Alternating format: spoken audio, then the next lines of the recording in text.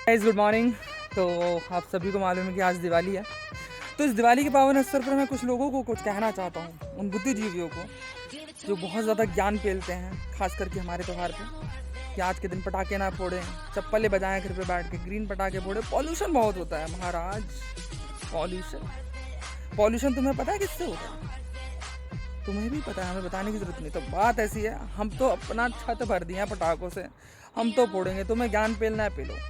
इसके साथ साथ सभी लोगों को बहुत बहुत शुभकामनाएं इस दिवाली की है। मैं आशा करता हूँ कि आप सभी लोगों को लाइफ में बहुत सारी लाइटनिंग एंड हैप्पीनेस आए। हैप्पी दिवाली।